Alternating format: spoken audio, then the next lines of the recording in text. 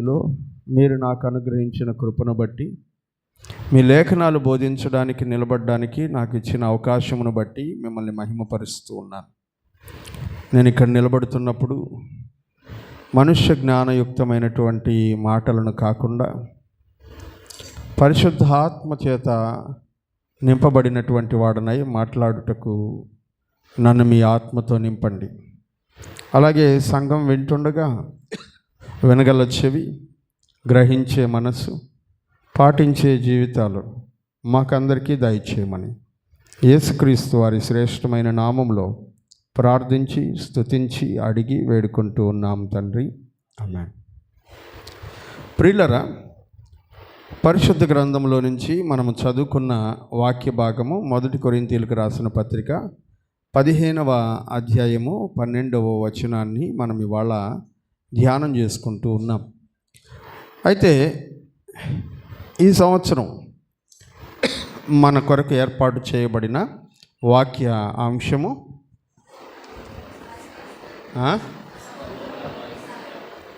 మూలవాక్యము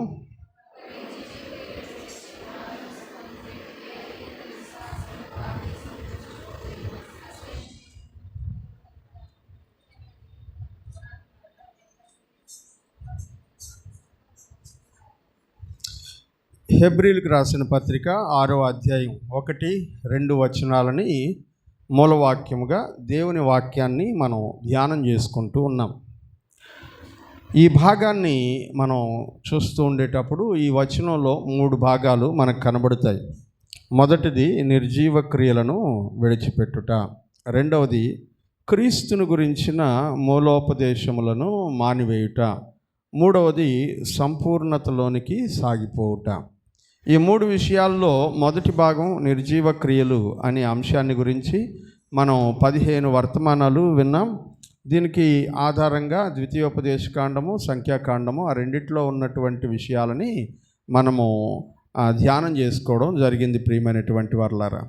అట్లాగే మనం గమనించినప్పుడు రెండవ భాగంలో మనం చూస్తూ ఉన్నప్పుడు క్రీస్తుని గురించిన మూలోపదేశములు మాని అనే వాక్యాన్ని మనం చూస్తూ ఉన్నాం. ఇందులో ఇప్పటి వరకు మొత్తం 12 వర్తమానాలు ధ్యానం చేసుకుంటూ ఉన్నాం. ఇవాళ 13వ వర్తమానాన్ని మనం ధ్యానం చేసుకుంటూ ఉన్నాం. ఈ 13వ వర్తమానంలో గత వారం మనము క్రీస్తుని గురించిన మూలోపదేశములు అని హెబ్రీ పత్రిక 6వ అధ్యాయం 1-2 వచనాల్లో చెప్పబడినటువంటి అంశాలలో ఒక అంశాన్ని, హస్త నిక్షేపణము అనే అంశాన్ని గురించి మనం ధ్యానం చేసుకున్నాం. హస్త నిక్షేపణం అంటే ఎవరి మీద దైవజనులు చేతులు ఉంచుతారు, ఎందుకు చేతులు ఉంచుతారు, హస్త నిక్షేపణం వలన ఏం జరుగుతుంది అనే విషయాలను గురించి గత వారంలో మనం ధ్యానం చేసుకున్నాం. ఇవాళ మృతుల పునరుద్ధానము అనే అంశాన్ని గురించి ధ్యానం చేసుకుంటూ ఉన్నాం. మరణించినటువంటి వారు తిరిగి బ్రతకడము అనే అంశాన్ని గురించి ధ్యానం చేసుకుంటూ ఉన్నాం. అయితే ఈ మరణించినటువంటి వాళ్ళు తిరిగి బ్రతకడం అనేది జరుగుతుందా? మరణించిన వాళ్ళు తిరిగి బ్రతకడం అనేది జరుగుతుందా? ఇది నిజమేనా? ఎందుకంటే మనం ఏ యుగంలో ఉన్నామంటే చాలా వేగంగా ఫాస్ట్గా వెళుతున్నటువంటి తరంలో ఉన్నాం. ఇప్పుడుండే జనాభాని ఏమంటారు? జెన్ జీయా, జెన్ బీటానా, జెన్ ఆల్ఫానా? ఇప్పుడుండే తరం, రాబోయేటువంటి తరము, ఇవన్నీ కూడా చాలా ఫాస్ట్ జనరేషన్స్. ఈ ఫాస్ట్ జనరేషన్లో ఉండేటువంటి వాళ్ళకి మనుషులు పుడతారు, చచ్చిపోతారు. ఈ మధ్యకాలంలో మనము జీవించే జీవితం ఎంత సుఖంగా జీవించాలంటే అంత సుఖంగా జీవించి చచ్చిపోదాం, ఇదే లైఫ్ అని అనుకుంటున్నటువంటి తరంలో మనం బ్రతుకుతూ ఉన్నాం. ప్రియమైనటువంటి వారలారా, ఈ తరానికి ఉన్నటువంటి ఆలోచనల్ని దేవుని యొక్క వాక్యముతో మనము పోల్చి చూసినప్పుడు వాళ్ళు దేవుని నుంచి బహుదూరం అయిపోతున్నటువంటి వారుగాను, వాస్తవము నుంచి అనగా ప్రస్తుత సమాజంలో కనబడుతున్నటువంటి పరిస్థితులు కాకుండా ఒక భిన్నమైనటువంటి వాస్తవం ఉంది. ఆ వాస్తవం నుంచి ప్రజలు చాలా దూరంగా వెళ్ళిపోతున్నట్లుగాను మనము గమనిస్తాం. అందుకనే వాళ్ళకి దేవుడంటే నమ్మకం ఉండదు, వాళ్ళకి భక్తి ఉండదు, విశ్వాసం ఉండదు, ఇవన్నీ కనబడవు. ఇప్పుడున్నటువంటి తరానికంతా మేము కష్టపడుతున్నాం, మేము సంపాదిస్తున్నాం, మా కాళ్ళ మీద నిలబడుతున్నాం, ఇదే లైఫ్, ఇంతకు మించి ఇంకేమీ లేదు అని అనుకునేటువంటి తరం. నేను హ్యాపీగా ఉండాలి, మిగతా వాళ్ళు ఎట్లా పోతే నాకేముంది, నేను సంతోషంగా ఉండాలి, నేను బాగుండాలి అనేటువంటి స్వార్థపూరితమైనటువంటి ప్రపంచంలో ప్రస్తుతం మనం బ్రతుకుతూ ఉన్నాం ప్రియమైనటువంటి వాళ్ళారా. అలాంటి తరానికి ఈ వాక్యాలు, మనం బోధిస్తున్నటువంటి ఈ వర్తమానాలు ఒక కనువిప్పుగా ఉండాలన్నటువంటి ఉద్దేశంతో ఈ వర్తమానాన్ని మనం నేర్చుకుంటూ ఉన్నాం. నేను ఇది ధ్యానం చేస్తూ ఉన్నప్పుడు నాకు ఈ తరంలో ఉన్నటువంటి పిల్లలందరూ జ్ఞాపకానికి వచ్చారు. దేవునికి స్తోత్రం. మన సంఘంలో కొంతమంది యవనస్తులు కూర్చోగలుగుతున్నారు, వాక్యం వింటున్నారు, వాక్యాన్ని ధ్యానం చేస్తున్నారు, ప్రార్థన చేస్తున్నారు. వాళ్ళందరిని బట్టి నేను చాలా సంతోషిస్తున్నాను, అతిశయిస్తున్నాను, దేవుణ్ణి స్తుతిస్తూ ఉన్నాను. మనం అందరం కలిసి యవనస్తులను బట్టి గట్టిగా దేవునికి ఒకసారి స్తోత్రం చెల్లిద్దాం. హల్లెలూయా. కానీ వెలుపల పరిస్థితులు అలా లేవు కనుక ఈ వర్తమానం మన సంఘంలో ఉన్నటువంటి వారికి బయట ఉన్నటువంటి యవనస్తులతో పోల్చుకుంటున్నప్పుడు మేమందరం వెర్రోళ్ళలాగా కనబడుతున్నామా ఈ ప్రపంచానికి అని అనిపించేటట్లుగా ఉన్నారు కనుక వాళ్ళల్లో ఒక కాన్ఫిడెన్స్ నింపడానికి ఈ వర్తమానాలు ప్రయోజనకరంగా ఉంటాయని నేను నమ్ముతూ ఉన్నాను. ప్రియమైనటువంటి వాళ్ళారా, ప్రపంచంలో చాలా రకాలైనటువంటి మత విశ్వాసాలు ఉన్నాయి, చాలా రకాలైనటువంటి మత విశ్వాసాలు ఉన్నాయి. మనకు తెలిసి మన దేశంలోనే అనేక రకాలైన మత విశ్వాసాలని మనం చూస్తూ ఉన్నాం. ఒకటి, మన దేశంలో అత్యధికంగా విస్తరించి ఉన్నటువంటి హైందవ విశ్వాసం, రెండవది ఇస్లాం విశ్వాసం, మూడవది క్రైస్తవ విశ్వాసం, నాలుగవది జైన విశ్వాసం, ఐదవది బౌద్ధ విశ్వాసం. ఇలా చెప్పుకుంటూ పోతే పారసీక మతము, ఇలా చాలా మత విశ్వాసాలు మన దేశంలో మన చుట్టూ కూడా చెదిరి ఉన్నాయి. అయితే ఈ మత విశ్వాసాలన్నీ ఏం బోధిస్తున్నాయి అంటే చనిపోయిన తర్వాత మనిషి బ్రతికి ఉంటాడు అని చెప్తున్నాయి. హల్లెలూయా. లేకపోతే ఒక మతాన్ని వెంబడించాల్సిన అవసరం, ఒక విశ్వాసాన్ని వెంబడించాల్సిన అవసరం మనుషులు ఎవ్వరికీ లేదు. మనం ఇవాళ ఇక్కడ ఉన్నాం, పుట్టాం, బ్రతుకుతున్నాం, చచ్చిపోతాం, ఇక్కడితో అయిపోతుంది జీవితం అని అనుకుంటే దేవుడు అనే పదానికి స్థలమే లేదు, అవసరం లేదు. ఎందుకంటే మనం పుట్టాం, మనం పెరుగుతున్నాం, మనం కష్టపడుతున్నాం, మనం సంపాదిస్తున్నాం, మనం తింటున్నాం, మనం అనుభవిస్తున్నాం, మనం చచ్చిపోతున్నాం, అయిపోయింది స్టోరీ. దీని తర్వాత ఇంక ఎవ్వరూ లేరు, ఏమీ లేదు అని అనుకుంటే మానవుని జీవితానికి దేవుని అవసరం అస్సలు లేదు. హల్లెలూయా. గట్టిగా చెప్దాం. ఎందుకు ఈ మాటని ఇలా చెప్తూ ఉన్నాను అంటే మానవుని జీవితం ఇక్కడ బ్రతుకుతున్నటువంటి 70, 80, 90, 100 ఏళ్ళ కాదు. దీని తర్వాత కూడా మానవుని యొక్క జీవితము ఉన్నది అని దేవుని గ్రంథం తెలియజేస్తుంది. మన విశ్వాసం ఉన్నటువంటి క్రైస్తవ మత గ్రంథమైన పరిశుద్ధ గ్రంథమైన బైబిల్ మాత్రమే కాదు, అన్ని మత విశ్వాసాలు కూడా ఈ ఒకే ఒక్క సత్యాన్ని ప్రకటిస్తూ ఉన్నాయి. వాళ్ళు చెప్పే మార్గాలు వేరు కావచ్చు, ఆ మార్గాన్ని మనం అంగీకరించము. ఎందుకంటే మోక్ష రాజ్యానికి వాళ్ళు నిర్ణయించుకున్నటువంటి మార్గము ఆమోదయోగ్యమైనది కాకపోవచ్చు, లేకపోతే అది క్రమమైనది కాకపోవచ్చు, మనం దాన్ని నమ్మకపోవచ్చు. కానీ ప్రతి మత విశ్వాసం వెనకాల మరణానంతర జీవితము అనే ఒక సంఘటన ఉన్నది. దానిని గురించే దేవుని మీద మనకున్నటువంటి విశ్వాసము. హల్లెలూయా. దాని కొరకే దేవుని మీద మనకున్నటువంటి విశ్వాసం. నేను క్లుప్తంగా 1-2 విశ్వాసాల గురించి మీకు తెలియజేస్తాను. డీటెయిల్డ్గా చెప్పడానికి మనకు సమయం ఉండదు కనుక నేను క్లుప్తంగా 1-2-3 విషయాలు నేను మీకు చెప్తాను. మొదటిది, మన హైందవ విశ్వాసంలో మోక్షరాజ్యం స్వర్గం అనే పదాలు మనం వింటూ ఉంటాం. ఈ స్వర్గానికి చేరుకోవడానికి వారు చూపుతున్నటువంటి మార్గం వారి ధర్మశాస్త్రంలో చెప్పబడినటువంటి మార్గం ఏమిటి అనంటే పాపపుణ్యాల సరితూకం. హల్లెలూయా. పాపపుణ్యాల సరితూకం. వాళ్ళ విశ్వాసం ప్రకారం మానవునికి 7 జన్మలు ఉంటాయి. ఎన్ని జన్మలు? 7 జన్మలు. అందుకనే మీరు పాత సినిమాలు చూసినారంటే హీరోయిన్లు మాట్లాడుకునేటప్పుడు 7 జన్మలకి నువ్వే నాకు భర్తవు కావాలని కోరుకుంటున్నాను అని పూజలు చేస్తుంటారు. ఇప్పుడు అట్టెవరు చేస్తారని నేను అనుకోవడం లేదు, అది వేరే విషయం. 7 జన్మలకి నువ్వే భార్యగా ఉండాలని కోరుకో అంటే 7 జన్మలు అనే కాన్సెప్ట్ వాళ్ళ దగ్గర ఉంది. ఈ 7 జన్మల లోపల ఒక మనిషి మన దేశంలో మన సాంప్రదాయంలో చాతుర్వర్ణ వ్యవస్థ అనేది ఏర్పాటు చేయబడి ఉంది. చాతుర్వర్ణ వ్యవస్థ అంటే 4 కులాల వ్యవస్థ అని అర్థం. బ్రాహ్మణులు, క్షత్రియులు, వైశ్యులు, శూద్రులు. జాగ్రత్తగా రండి. బ్రాహ్మణులు, వైశ్యులు, క్షత్రియులు, శూద్రులు. బ్రాహ్మణులు అంటే మనకు తెలుసు. క్షత్రియులంటే యుద్ధాలు చేసేవాళ్ళు, రాజులు. వైశ్యులంటే వ్యాపారం చేసేటువంటి వాళ్ళు. శూద్రులంటే కుల వృత్తులు చేసుకునేటువంటి వాళ్ళు, కమ్మరి కుమ్మరి, వీళ్ళందరినీ శూద్రులు అని అంటారు.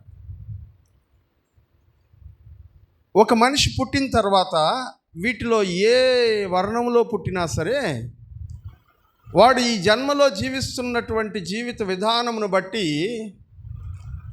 100 మంచి పనుల్లో 60 మంచి పనులు, 100 పనులు చేస్తే 60 మంచి పనులు, 40 చెడ్డ పనులు చేస్తే ఈ 40 చెడ్డ పనులకి 40 మంచి పనులను తీసేయగా ఇంక 20 మంచి పనులు మన పక్షంగా మిగిలి ఉంటాయి కనుక మనము ఒకవేళ శూద్రులముగా ఈ లోకంలో జన్మించి ఉంటే దానికంటే కొంచెం హయ్యర్ గ్రేడ్లోనికి వైశ్యులుగా ప్రమోట్ అవుతాం నెక్స్ట్ జన్మలో. ఇలా 7 జన్మల్లో పుణ్యము పాపము లెక్కలు వేసుకుంటూ 7 జన్మల అనంతరం నువ్వు చనిపోయేటప్పటికి బ్రాహ్మణ వర్ణములో జన్మించి చచ్చిపోతే నీకు మోక్ష ప్రాప్తి కలుగుతుంది. ఇది వాళ్ళు ఏర్పరచుకున్నటువంటి ధర్మశాస్త్ర విధానము, చాతుర్వర్ణ వ్యవస్థ. ప్రియులరా, ఈ చాతుర్వర్ణ వ్యవస్థని వారు మోక్షరాజ్యానికి మార్గముగా ఎంచుకున్నారు, బోధించారు. ఆ ధర్మాన్ని వాళ్ళు ప్రకటిస్తూ ఉన్నారు. రెండవది ఇస్లాం. ఈ ఇస్లాంలో ఒక వ్యక్తి జన్మించిన తర్వాత ఒక్క జన్మే, 7 జన్మలు ఉండవు. ఈ ఒక్క జన్మే. ఈ ఒక్క జన్మలోగా వాళ్ళకి పంచశీల సూత్రాలు ఉంటాయి. 5 మనకు 10 ఆజ్ఞలు అంటారు కదా, అలాగే వాళ్ళకి 5 ధర్మసూత్రాలు ఉంటాయి. ఈ 5 ధర్మసూత్రాల్లో అల్లా నిన్ను పుట్టించాడు గనక అల్లా కొరకు చచ్చిపోవడానికి కూడా రెడీగా ఉండాలి. ఇది మొదటి సూత్రం. నెంబర్ 2, ప్రతిరోజు 5 సార్లు ప్రార్థన చేయాలి. ఎన్నిసార్లు? 5 సార్లు ప్రార్థన చేయాలి. మూడోది, జీవితంలో ఒక్కసారైనా మక్కాని దర్శించి చచ్చిపోవాలి. మక్కాని దర్శించిన తర్వాత చచ్చిపోతే వాళ్ళు స్వర్గానికి వెళ్తారు అనేది వాళ్ళ యొక్క ఉద్దేశం. నాలుగవది, ఈ లోకంలో పేదవాడు ఎవడు కనబడ్డా సరే వాడికి దానము చేయకుండా ఉండకూడదు. ఏ స్థితిలో ఉన్నటువంటి వాడైనా సరే దానం చేయకుండా ఉండకూడదు. లాస్ట్ 5, వాడి కుటుంబంలో ఉన్నటువంటి వారందరినీ అల్లా దగ్గరికి నడిపించి తీరాలి. ఇది ఇలా వాళ్ళు దేవుని కొరకు జీవించి మరణించినట్లయితే వాళ్ళు స్వర్గానికి వెళ్తారు అనేది ఇస్లాం మత విశ్వాసం. వాళ్ళు చచ్చిపోయిన వాళ్ళు తిరిగి లేస్తారని ఎక్కడా చెప్పరు. మృతులైన వారు మరలా బ్రతుకుతారనేటువంటి సందర్భం ఎక్కడా ప్రకటించబడరు. ఇక క్రైస్తవ విశ్వాసం, మనము నమ్ముతున్నటువంటి విశ్వాసం, మానవుని యొక్క జీవిత విధానంలో మోక్షరాజ్యానికి వెళ్ళడానికి ఏర్పాటు చేయబడినటువంటి క్రమం మనకందరికీ తెలిసింది. అయినా కూడా కొన్ని విషయాలను మీకు జ్ఞాపకం చేసి నేను ముందుకెళ్తాను. క్రైస్తవ మత విశ్వాసంలో మానవుడు ఈ లోకంలో జన్మించినప్పుడు దేవుడు వాడిని యథార్థవంతునిగా పుట్టించాడు అని వాక్యంలో మనం చదువుతున్నాం. ప్రసంగి గ్రంథము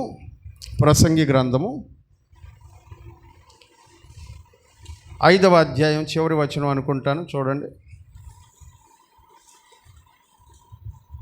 7వ అధ్యాయం చివరి వచనం. ఇది ఒకటి మాత్రము నేను కనుగొంటిని, ఏమనగా దేవుడు నరులను యథార్థవంతులనుగా పుట్టించను గాని వారు వివిధమైన తంత్రములను కల్పించుకొని, దేవుడు మనుషుల్ని యథార్థవంతులుగానే పుట్టించాడు. పుట్టుకలో ఏ లోపమో లేదు. పుట్టిన తర్వాత మనుషుడు రకరకాలైనటువంటి తంత్రములు కల్పించుకొని దేవుడు తనకిచ్చినటువంటి ఆ ఇన్నోసెన్స్ని, అమాయకత్వాన్ని, పరిశుద్ధతని, నీతిని పోగొట్టుకుంటూ ఉన్నాడు. ఆ యథార్థతని కోల్పోతూ ఉన్నాడు, తంత్రములను కల్పించుకుంటూ ఉన్నాడు అని వాక్యంలో మనము చదువుతున్నాం. ప్రియమైనటువంటి వారలారా, పాత నిబంధన గ్రంథములో మనం గమనించినట్లయితే ఇలా యథార్థవంతుడిగా పుట్టించబడినటువంటి మొట్టమొదటి మానవుడైన ఆదాము ఒక తంత్రమును కల్పించుకొని, నేను దేవుడి కంటే గొప్పోడిని అయిపోవాలి, లేకపోతే నేనే దేవుణ్ణి అని అనుకునేటువంటి ప్రక్రియలో భాగంగా పుట్టించినటువంటి వానికి విరోధముగా పాపము చేసినటువంటి సంఘటనని వాక్యంలో మనం చూస్తూ ఉన్నాం. ఈ సంఘటన మానవుణ్ణి మరణము దగ్గరికి నడిపించింది. మరణం లేకపోతే మరణం నుంచి తిరిగి లేవాల్సిన అవసరం లేదు. మరణం వచ్చింది కనుకనే మరణము నుంచి తిరిగి బ్రతకాల్సిన అవసరం ఏర్పడింది. మరణం ఎందుకు వచ్చింది అని తెలుసుకుంటే దాని నుంచి ఎలా బయటకు పడగలం అని ఆలోచించడానికి అవకాశం ఉంటుంది. అంతే కదా. మనము ఏదైనా ఒక పొరపాటు చేసామనుకోండి, అది ఎందుకు జరిగింది అని తెలుసుకుంటే, ఎక్కడి నుంచి ఇది మొదలైంది అనే మూలం తెలుసుకుంటే దాంట్లో నుంచి మనం బయటపడగలిగేటువంటి అవకాశాన్ని, మార్గాల్ని వెతకడానికి అవకాశం ఉంటుంది. అలా వెతికేటువంటి అవకాశాన్ని మనం పరిశీలన చేస్తూ ఉన్నాం. మానవుని జీవితానికి మరణప్రాప్తి కలగడానికి కారణము అతడు చేసినటువంటి అతిక్రమము, దేవుని మాటను వినకపోవడం అనే పాపము అతని జీవితంలో మరణానికి కారణమైంది అని దేవుని గ్రంథంలో మనం చూస్తూ ఉన్నాం. ఆదికాండము 2వ అధ్యాయం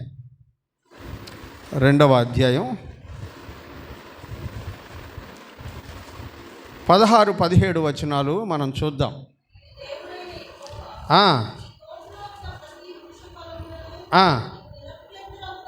తినవచ్చును, అయితే తినకూడదు. నీవు వాటిని తిను దినమున నిశ్చయముగా చనిపోవుదువని నరునికి ఆజ్ఞాపించను. వాక్యంలో చెప్తున్నాడు, ఈ ఆజ్ఞను అతిక్రమిస్తే నువ్వు చనిపోతావు అని మనల్ని పుట్టించినటువంటి వాడు ముందుగానే చెప్పాడు ఇది చేయకూడదు అని.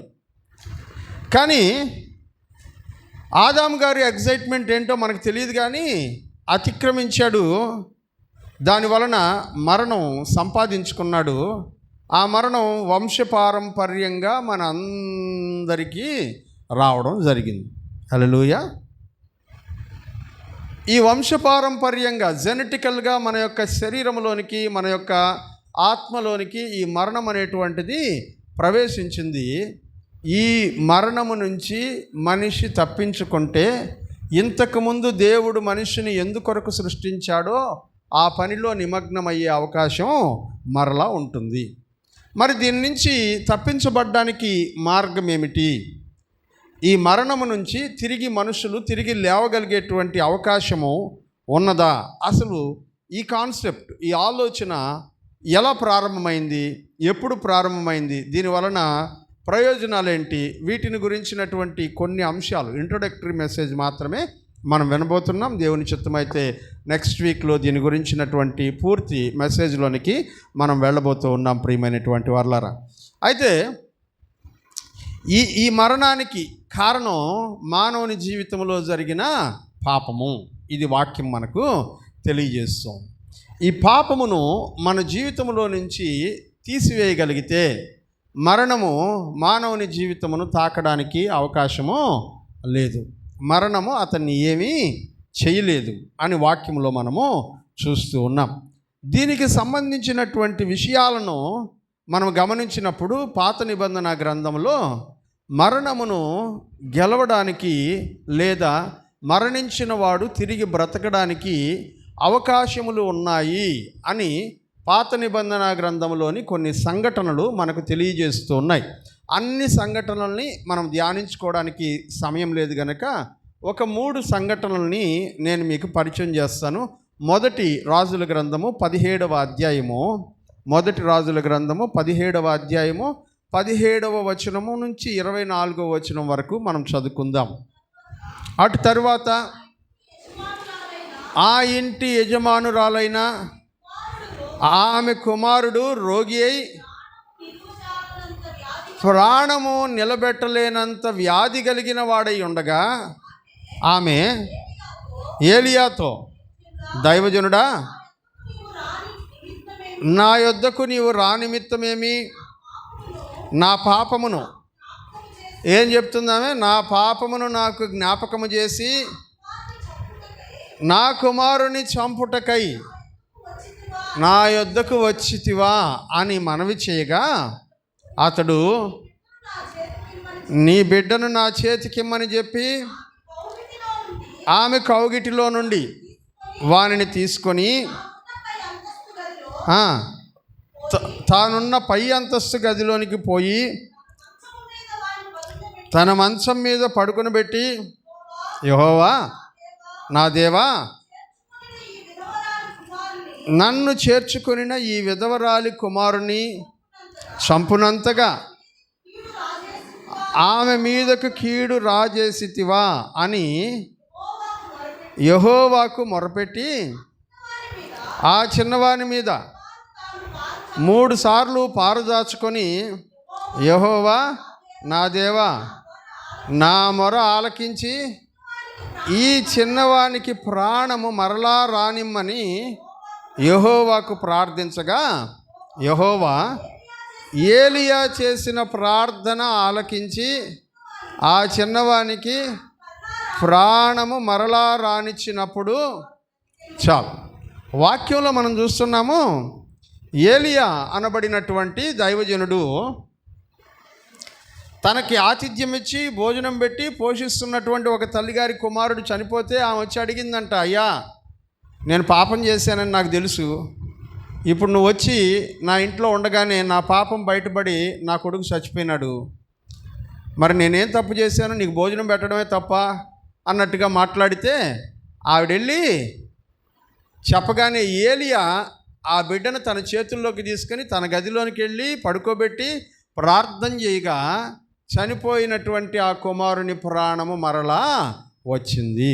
హల్లెలూయా. అంటే అర్థం ఏంటంటే మరణించినటువంటి మృతులు అక్కడితో వారి జీవితం అయిపోవడం లేదు, వారు బ్రతికి ఉంటారు. వారు మరలా తమ ప్రాణమును సంపాదించుకునేటువంటి అవకాశము ఉంది అని వాక్యం మనకు తెలియజేస్తుంది. ఇంకొక సంఘటన మీకు నేను జ్ఞాపకం చేస్తాను.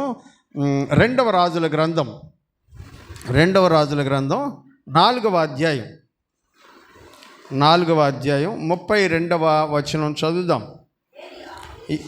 ఎలీషా ఆ ఇంటికి వచ్చి బాలుడు మరణమై ఉండి తన మంచము మీద పెట్టబడి ఉండుట చూచి తానే లోపలికి పోయి వారిద్దరే లోపల ఉండగా తలుపు వేసి యెహోవాకు ప్రార్థన చేసి మంచము మీద ఎక్కి బిడ్డ మీద తన్ను చాచుకొని తన నోరు వాని నోటి మీదను తన కండ్లు వాని కండ్ల మీదను తన చేతులు వాని చేతుల మీదను ఉంచి బిడ్డ మీద పొడుగుగా పండుకొనగా ఆ బిడ్డ ఒంటికి వెట్ట పుట్టెను. తాను దిగి ఇంటిలో నుండి యువతల నుండి యువతలకు ఒకసారి తిరిగి నడిచి మరలా మంచం మీదకి ఎక్కి వాని మీద పొడుగుగా పండుకొనగా బిడ్డ 7 మార్లు తిరిగి కళ్ళు తెరిచెను. చనిపోయినటువంటి కుమారుణ్ణి షూనేమీయురాలు ఏలియా యొక్క పడక మీద పడుకొని పెట్టి ఉండగా దైవజనుడు వెళ్ళి ప్రార్థన చేసి ఆ బిడ్డను బ్రతికించినటువంటి సంఘటన మనం చూస్తూ ఉన్నాం. ఇది మనకేమి నేర్పిస్తుంది అంటే మృతులు అలాగే వెళ్ళిపోయి నాశనం అయిపోరు, వారి జీవం, వారి ప్రాణం, వారి ఆత్మ నిలిచి ఉంటుంది అనే విషయాన్ని మనకు నేర్పిస్తుంది. ప్రియమైనటువంటి వారలారా, ఇది మానవుని యొక్క జీవితం ఈ లోకంలో ఇక్కడుండేటువంటి మరణంతో అంతము కాదు అనే విషయాన్ని నేర్పిస్తుంది.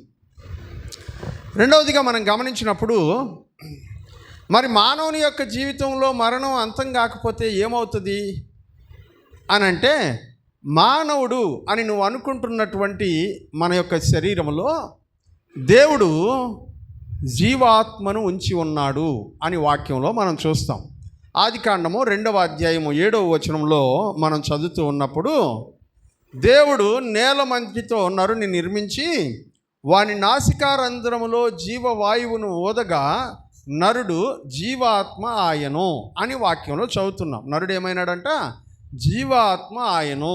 కానీ ఎప్పుడైతే ఇందాక మనం చెప్పుకున్నట్లుగా ఆదాము అనబడినటువంటి మొదటి మానవుడు దేవుని యొక్క మాటను నిర్లక్ష్యం చేసి తను పాపము చేసినటువంటి కారణం చేత ఏమి జరిగింది అనగా అతనిలో ఉండాల్సినటువంటి జీవాత్మలో జీవము వెళ్ళిపోయింది అని వాక్యంలో మనం చూస్తాం.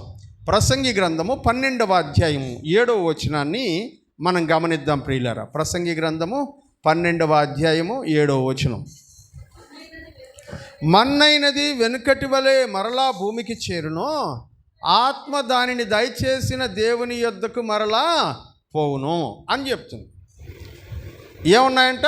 మన్నైన శరీరము, రెండవది శరీరంలో ఉన్నటువంటి ఆత్మ.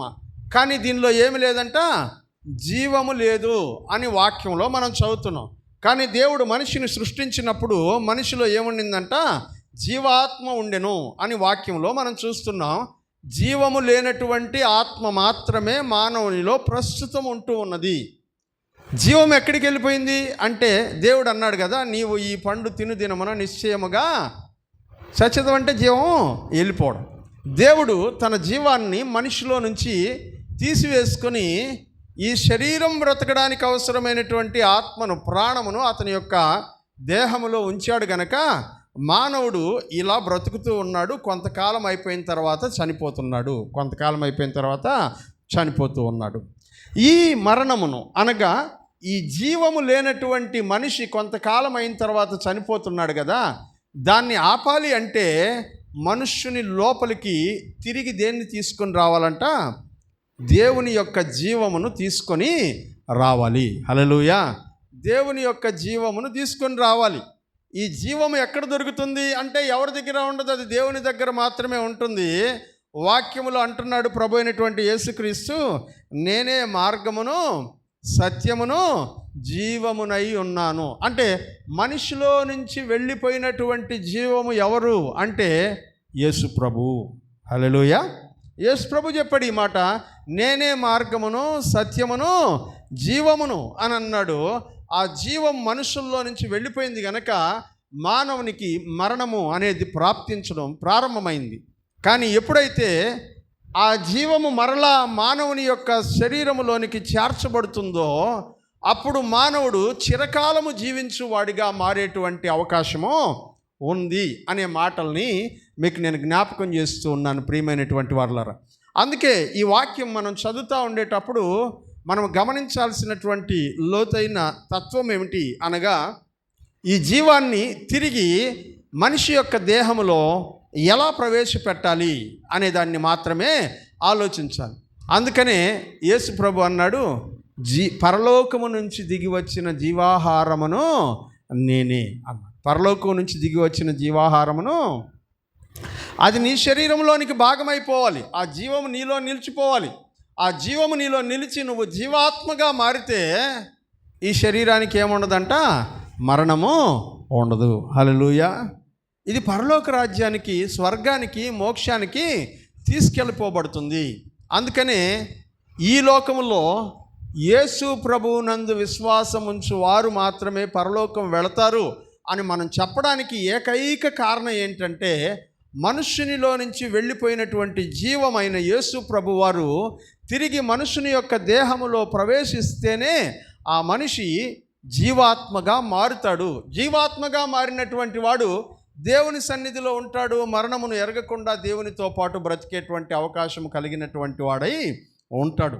ఇది దైవ లేఖనాలు మనకు నేర్పిస్తున్నటువంటి సత్యం ప్రియమైనటువంటి వారలారా. అందుకనే యేసు ప్రభు ఏం చేశాడంటే, ఈ లోకంలో ఉన్నటువంటి కాలంలో ఆయన మరణించిన వాళ్ళని బ్రతికించడానికి నాకు అధికారము ఉన్నది అనే విషయాన్ని రుజువు చేయడానికి యేసు ప్రభు చాలామంది మరణించినటువంటి వారిని తిరిగి లేపడం ప్రారంభించాడు.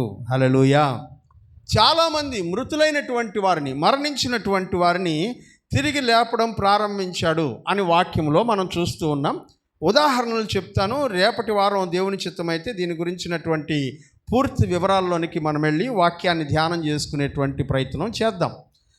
మొదటగా నేను నాయిను అనబడినటువంటి ఊరిలో ఒక విధవరాలు ఉండేది. ఆ విధవరాలికి ఒక్కడే కొడుకు. ఆయన చనిపోతే ఆ బిడ్డకి ఆ తల్లికి అన్నం పెట్టేటువంటి వాళ్ళు ఎవరు లేరు. పాడి మోసుకొని ఊరి అవతలకి వెళ్ళిపోతూ ఉంటే యేసు ప్రభు ఆమె గురించి తెలుసుకొని, చచ్చిపోయిన వాడి గురించి తెలుసుకొని పాడిన ముట్టగా చచ్చిపోయిన వాడు తిరిగి లేచాడు. దేవునికి స్తోత్రం. హల్లెలూయా. యేసు ప్రభు చెప్తున్నాడు, మరణించిన వాళ్ళని బ్రతికించేటువంటి శక్తి నాకు, నేనే జీవమును అని చెప్తున్నాడు. రెండవదిగా 12 సంవత్సరాల నుంచి ఒక పాప ఒక వ్యాధితో బాధపడుతుంది. ఆమె వయసు 12 years. ఆ వయసులో ఉన్నటువంటి పాప అకస్మాత్తుగా ఒక వ్యాధితో బాధపడుతూ చనిపోయింది. కొంతమంది ఆయనకి చెప్పాడు, యేసు ప్రభు దగ్గరికి వెళ్ళు, ఆయన చాలామందిని బ్రతికిస్తున్నాడు, నీ కూతుర్ని కూడా బతికిస్తాడు అని చెప్పాడు. కాబట్టి ఆయన యేసు ప్రభు దగ్గరికి వచ్చి, అయ్యా నా కూతురు చచ్చిపోయింది, నువ్వు వచ్చి నా కూతురిని బాగు చేయి, బతికించు అని అడిగాడు. యేసు ప్రభు ఆయన వెనకాల బయలుదేరి వెళ్ళాడు. మార్గ మధ్యంలో జనసమూహాలు చాలామంది ఆయన వెనకాల వెళ్ళారు. 12 సంవత్సరాల నుంచి రక్తస్రావం కలిగిన స్త్రీ యేసు ప్రభు వెనకాల వచ్చి ఆయన వస్త్రపు చెంగు ముట్టుకొని బాగుపడింది. జాగ్రత్తగానండి, చచ్చిపోయిన బిడ్డ వయసు ఎంత? ఈమెకి ఎన్ని సంవత్సరాల నుంచి బాగలేదు? ఇప్పుడు ఆ బిడ్డకు 12 సంవత్సరాల వయసులో వ్యాధి వస్తుందనే విషయం తెలుసుకొని, ఈ 12 సంవత్సరాల వయసులో ఉన్నటువంటి ఈమె జీవితంలో 12 సంవత్సరాల క్రితం స్టార్ట్ అయింది వ్యాధి. ఆ వ్యాధిని బాగు చేయగలిగేటువంటి వాడు ఒక ఆయన 12 సంవత్సరాల తర్వాత వస్తాడు. ఆయన్ని పిలుచుకొచ్చేటువంటి కెపాసిటీ ఎవరికి ఉందంటే ఆ ఊరిలో ఉండే అధికారికి ఉంది. కాబట్టి అతని కుమార్తెకు వ్యాధిని కలుగజేసి ఈ 12 ఏళ్లుగా రోగంతో బాధపడుతున్నటువంటి ఆవిడ్ని దేవుడు స్వస్థపరిచాడు. హల్లెలూయా. ఇప్పుడు ఆమెను బాగు చేయడం అయిపోయిన తర్వాత ఇంటికి వెళ్ళిన తర్వాత పాపను పడుకొని పెట్టేస్తున్నారు. 12 సంవత్సరాలు చచ్చిపోయింది. జనాలు గొల్లుగా ఏడుస్తూ ఉన్నారు. యేసుప్రభు వెళ్ళి, ఈ చిన్న పాప నిద్రపోతుంది కానీ చచ్చిపోలేదు, లేని మీరంతా అన్నారు. అందరూ ఆయన చూసి ఎగతాళి చేసినారు.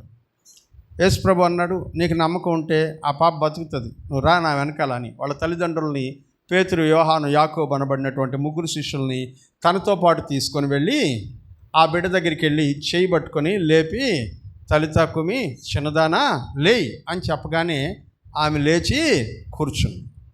యేసుప్రభు అన్నాడు, మనుష్య కుమారుడికి మనుషులను బ్రతికించేందుకు అధికారము ఉన్నది అని చెప్పాడు. హల్లెలూయా. ఇక మూడవది, మనకందరికీ బాగా చాలా సంఘటనలు ఉన్నాయి. నేను ఈ 3 ఇప్పుడు చెప్తాను. వచ్చే వారంలో మిగిలినటువంటి వాటి గురించి నేను చెప్పడం ప్రారంభిస్తాను. మూడవది, మార్తా, మరియా వాళ్ళిద్దరి యొక్క తమ్ముడైనటువంటి లాజరు చనిపోయాడు. సమాధిలో పెట్టారు. 4 రోజులు అయిపోయింది. యేసు ప్రభు లేటుగా వచ్చాడు. సమాధి దగ్గరికి వెళ్దామన్నాడు. సమాధి దగ్గరికి వెళ్ళాడు. సమాధి మీద ఉండేటువంటి రాయిని పొల్లించమని అడిగితే, చనిపోయి 4 రోజులు అయిపోయింది, చెడ్డవాసన వస్తుంది, వద్దు ప్రభువా అని అంటే కూడా లేదు తీయండి అనగానే తలుపు తీశారు. యేసు ప్రభు బయట నిలబడి చనిపోయినటువంటి లాజరును చూసి, లాజరు బయటికి రా అని చెప్పగానే ప్రేత వస్త్రములతో చుట్టబడినటువంటి వాడై చచ్చిపోయిన వాడు లేచి బయటకు వచ్చాడు. హల్లెలూయా. చనిపోయి సమాధి చేయబడినటువంటి వాడిని తిరిగి లేపేటువంటి అధికారం నాకుంది అనే విషయాన్ని చెప్పడానికి యేసు ప్రభు ఈ అద్భుతం చేశాడు. అంటే అర్థం ఏంటి? మనుషులలో ప్రాణమును, జీవమును లేకుండా చేసినటువంటి దేవుని స్థానములో తిరిగి ఆ జీవమును ఇవ్వడానికి నేను ఈ లోకములోనికి వచ్చాను అని యేసు ప్రభు చెప్పడం ప్రారంభించాడు. ప్రియమైనటువంటి వాళ్ళారా, యేసు ప్రభువును మనం నమ్ముకోవడానికి కారణం ఏంటంటే, కడుపు నొప్పి తగ్గుతుందని, కాలు నొప్పి తగ్గుతుందని, బాగా కలిసి వస్తుందని. ఏంటి చెప్పండి, ఏం కలిసి వస్తుంది?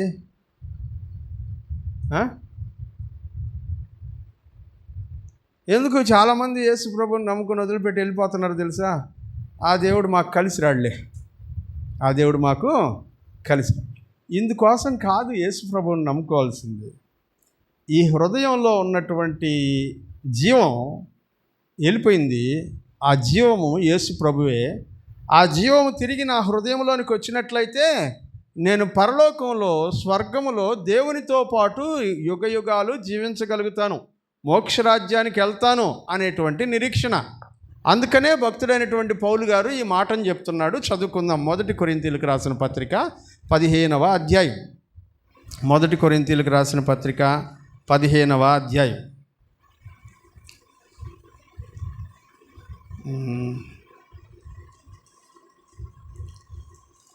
15వ అధ్యాయం 19వ వచనం చూద్దాం. ఈ జీవిత కాలము మట్టుకే మనము క్రీస్తునందు నిరీక్షణ కలిగిన వారమైన ఎడల మనుషులందరికంటే మనమే దౌర్భాగ్యులం ఉంటాము. ఏంటంట? ఈ జీవిత కాలము మట్టుకే మీరు యేసు ప్రభువునందు విశ్వాసము కలిగిన వారైతే, అంటే ఈ లోకంలో జ్వరం తగ్గడానికి, తలనొప్పి తగ్గడానికి, కడుపు నొప్పి తగ్గడానికి, క్యాన్సర్ తగ్గడానికి, టైఫాయిడ్ తగ్గడానికి, హార్ట్ అటాక్ తగ్గడానికి, బ్రెయిన్ స్ట్రోకులు తగ్గడానికి, వీటి కోసమే యేసు ప్రభువుని నమ్ముకుంటున్నట్లయితే ఆయన అంటున్నాడు, మనకంటే దౌర్భాగ్యులు ఇంకొకరు ఉండరు. ఈ లోకంలో నాకు ధనం కలిసి వస్తుంది, నేను ఆశీర్వదించబడతాను, నేను గొప్పవాడిని అయిపోతాను, నేను అందరికంటే హెచ్చుగా ఉంటాను అన్నటువంటి ఆలోచనలతో యేసు ప్రభువునందు విశ్వాసం ఉంచడానికి వచ్చినట్లయితే మనం అందరికంటే కూడా దౌర్భాగ్యులమై ఉంటాము. వాక్యం చెప్తుంది, అందరికంటే దౌర్భాగ్యులమై ఉందుము అంటాడు. మరి దేని కొరకు అంటే పోగొట్టుకున్నటువంటి జీవమును తిరిగి సంపాదించుకొని మోక్షరాజ్యములో ప్రవేశించడానికి యేసు ప్రభువునందు విశ్వాసము ఉంచాలి. హల్లెలూయా, హల్లెలూయా. అంటే మన పాపాన్ని పోగొట్టుకొని దేవుని యొక్క జీవమును మనలోనికి నిలబెట్టుకోగలిగినట్లయితే, మనము యేసుక్రీస్తునందు విశ్వాసం ఉంచడం వలన అది మనకు నీతిగా ఎంచబడుతుంది, మనం పరిశుద్ధులముగా తీర్చబడతాము, దేవుని జీవం మనలో ఉంటుంది. మనము ఈ లోకమును విడిచిన తర్వాత నేరుగా పరలోక రాజ్యానికి, పరదైసునకు, మోక్షరాజ్యానికి వెళుతాము అనేటువంటి నిశ్చయతని దేవుని గ్రంథం మనకు తెలియజేస్తుంది ప్రియులరా. అందుకనే ఎవరైతే క్రీస్తునందు మృతులై ఉన్నారో వాళ్ళు ధన్యులని రాయుమని దేవుని లేఖనం చెప్తుంది. ప్రకటన గ్రంథము 13వ అధ్యాయం 14వ వచనం చదువుదాం. ప్రకటన గ్రంథం 13వ అధ్యాయం 14వ వచనం.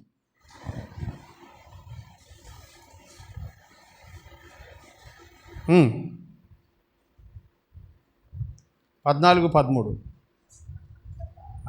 అంతటా ఇప్పటి నుండి ప్రభునందు మృతినందు మృతులు ధన్యులని రాయుమని పరలోకము నుండి ఒక స్వరము చెప్పగా వింటిని. నిజమే, వారు తమ ప్రయాసములు మాని ఆమేన్ విశ్రాంతి పొందు. ఎప్పటి నుంచి? యేసుక్రీస్తు ఎప్పుడైతే మృతుల్లో నుంచి తిరిగి లేచాడో అప్పటి నుండి ప్రభు అయిన యేసుక్రీస్తును నమ్ముకొని చనిపోయేటువంటి వారందరూ ధన్యులని రాయము. ఎందుకంటే వారు చనిపోయిన తర్వాత యేసుక్రీస్తునందు విశ్రాంతి తీసుకుంటూ యేసుక్రీస్తు యొక్క రెండవ రాకడలో వారు దేవుని దగ్గరికి రావడానికి ఇష్టపడుతున్నారు అని చెప్తుంది ప్రియమైనటువంటి వారలారా. హల్లెలూయా. అయితే ఈ మృతులు ఎలా పునరుద్ధానులు అవుతారు? మృతుల పునరుద్ధానం ఎలా జరుగుతుంది? చనిపోయిన వాళ్ళందరూ ఎలా లేస్తారు? చనిపోయిన వాళ్ళు లేపబడడానికి ఏ పరిస్థితులు ఉంటాయి? వీటిని గురించి కొంచెం ఇంట్రెస్టింగ్గా ఉంటుంది నెక్స్ట్ ఇయర్లో. ఎందుకంటే నెక్స్ట్ వీక్లో ఈ వీక్ అంతా కొంచెం థియాలజీ చెప్పాను. నెక్స్ట్ వీక్లో వాస్తవాలను మనం ధ్యానం చేసుకోబోతున్నాం కనుక ఆసక్తిగా ఉంటుంది. చనిపోయినటువంటి వాళ్ళందరూ లేపబడతారు ఎలా? మనందరి ఇళ్లలో ఎవరో ఒకరు మన పెద్దలు మరణించారు, వాళ్ళందరూ కూడా లేపబడతారు. నమ్ముతున్న వాళ్ళు దేవునికి స్తోత్రం చెప్దాం. నమ్మకం ఉండేట్టు కనబడ్డంలే. మన వాళ్ళు లేపబడతారు అంటే ఎంత ఉత్సాహంగా ఉండాలి మనకు చెప్పండి. అంటే వాళ్ళు రావడం మీకు ఇష్టం లేదని నాకు అర్థం అవుతుంది. చనిపోయిన వాళ్ళు లేపబడతారు, ఏమీ మార్పు లేదు. గట్టిగా చెప్దాం ఒకసారి. ఎలా లేపబడతారో, లేపబడేటప్పుడు ఏం జరుగుతుంది, మృతుల పునరుద్ధాన సమయం ఎలా ఉంటుంది, ఆ సంఘటనలన్నీ రేపు వారం మనం ధ్యానం చేసుకుందాం.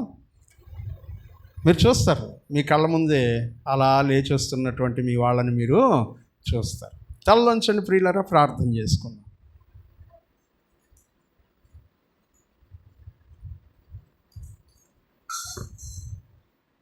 మృతుల పునరుద్ధానము అనే అంశాన్ని గురించి మనం ధ్యానం చేసుకుంటూ ఉన్నాం. చనిపోయినటువంటి నీ వారు మరలా బ్రతుకుదురు అని యెషయా గ్రంథం 29వ అధ్యాయం 19వ వచనంలో రాయబడి ఉంది. చనిపోయిన నీ వారు మరలా బ్రతుకుతారు. మనం ఎలా బ్రతుకుతారో, ఎలాంటి కండిషన్స్ ఉంటాయి, బ్రతికిన వాళ్ళు ఎట్లుంటారు, రేపు వారం మనం ధ్యానం చేసుకోబోతూ ఉన్నాం. ఈ వారం వినిందంతా కేవలం ఒక ఇంట్రడక్షన్. చనిపోయిన వాళ్ళు బ్రతుకుతారా, ఎవరు బ్రతికిస్తారు, ఎలా బ్రతికిస్తారు, ఒక ఇంట్రడక్షన్ మాత్రమే విన్నాం.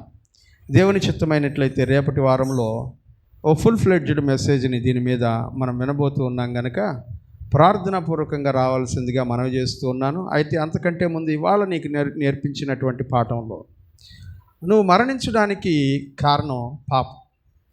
ఆ పాపము నీలో ఉండబడినటువంటి జీవమైన యేసు ప్రభువును నీ నుంచి దూరం చేసేసింది.